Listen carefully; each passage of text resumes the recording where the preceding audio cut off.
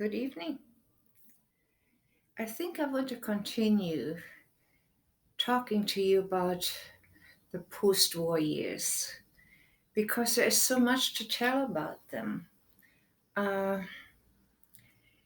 One thing, when I'm asked what it was like going through the post war years, I really must say that they were, of course, still difficult because many things had to be straightened out for the German people, and we could only do this with the help of the Allies. And the Western Allies certainly went to work for all of us. And we are ever so grateful for that. At least I am. I'm very, very grateful for that. But what I was wanting to tell you is for me, being 11 years old when the war ended and then starting school again, these post war years were lonely years for me. Because you see, it was just my mom and I, and my dad was in the east sector of Berlin, and mom and I were in the west sector. And mom, of course, was the one that had to go to work and earn a living for us. So for me, as 11-year-old, going then into being 12 years old, getting older, these were lonely years because my mom was gone before I went to school. I was the first one that came home and had to tidy up the place that we lived in and see if there was any kind of food that we had to eat and put things kind of together for when mom came home from work.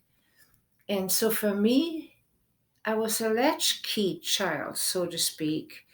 These years were lonely. I had schoolwork to do and then housework to do and then wait for mom to come home. They were also still dangerous years for anyone that was a young child like I was. I didn't dare to be out after dark because anything could happen to someone as little as me, being around on the streets of Berlin, even in the area that we lived in at that time after dark. At first, when the town was not divided, the Russians and Americans, the Allies, could still meet together, be out in the streets and greet each other and talk with each other. We saw the Russians dancing and hugging the American soldiers, and that was before my city was divided. But for German people to walk the streets after 8 o'clock when it got dark was a dangerous time. I will not say that so much about the Allied forces when they mingled with the Russians, but I will certainly say that sometimes anger made these Russian soldiers act out. And of course, it was let out on the German population. It didn't matter if these were old men or young men or children. So we had a curfew that we lived by. The minute it got dark, most of the German people were behind locked doors. These were the post war years. We were still having hunger pangs because food was not plentiful. We still stood in lines just like we did during the war years when we went to a store trying to get our food. And sometimes bakery stores or whatever store we went into had to close the doors on us and say, sorry, we are sold out. Come back tomorrow.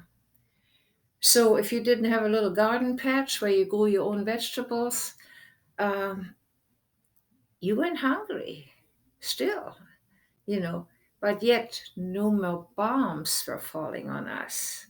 And that made a big, big difference to all of us, old and young. We were happy that no more bombs were falling on us.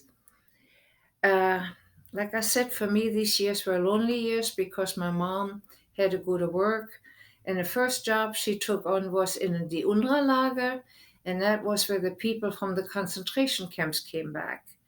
So they came back telling stories, and these stories were sad ones. And mom made friends with some of these Jewish families because she worked for them after hours And working for them after hours, they sometimes sent her home with a loaf of bread, which helped me, the little one, not to have such a hungry feeling when mom worked these late hours. So, also, the black market started in Berlin. And that was still before the town was divided. People that had any kind of goodie that they could sell, from rings to anything that you could think of that somebody else might need, they would go to those spots in Berlin that were black market spots, and they would offer their wares for whatever they had a need of, for flour, for bread, for anything they had a need of. They would sell their valuables. So mom and I also were part of that. We went to the black market when we had something that we could sell, and we would go through this movement of people, and each one that went by us would say, bread for sale, flour for sale. They were offering their wares like that, and so we went through these places, and mom sometimes sent me by myself because this was going on during the daytime. Night times we were all behind locked doors, but mom sent me with some money to buy flour one time. And I did go to the market and walk through all these masses of people and listen to what they had to offer. And finally, somebody said, flour for sale. And they gave me the price. And I had the money for it. And I paid for it and came home with a pound of flour. So proud of myself that I did well.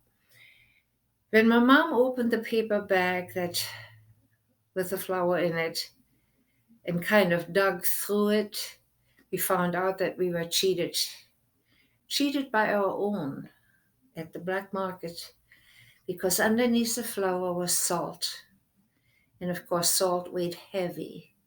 And salt alone was not good for eating. You could spice up something with it, but you couldn't make a floury soup out of it or gravy. So I was cheated by my own people when I went to the black market. And I tell you what, I cried my eyes out because I didn't do well. My mom spent her hard-earned money that she earned at the UNRWA lager and stayed later on at night to work for more money. And I took it, and I was cheated. We still didn't have anything to eat, and we lost the money. So bad things happened during this time also, given to us by our very own. Times were hard still after the war ended. Sickness was going through the population. It was called the Ruhr. We were upchucking in all directions. We were breaking out with sores. The water was polluted from all the dead that were laying in the water for such a long time.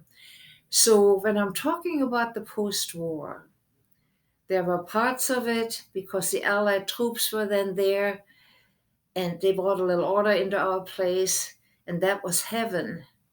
But there were parts still in there. That was also in the west part where the Allies were a little bit of hell because we were sick. Many, many died during that time, most of all the elderly.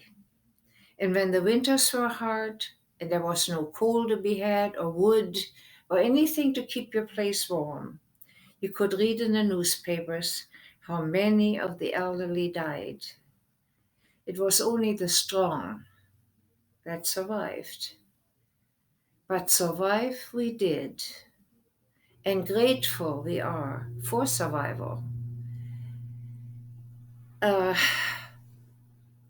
there's much more I can tell you for things that happened after the war ended, and we will get into that in another video that I will make, telling about the years of 1948 to 49 when we had the airlift, the Berlin airlift, and the help we received again. by the Allied forces because Russia was always trying to use their power on us, on, on the Allied forces too.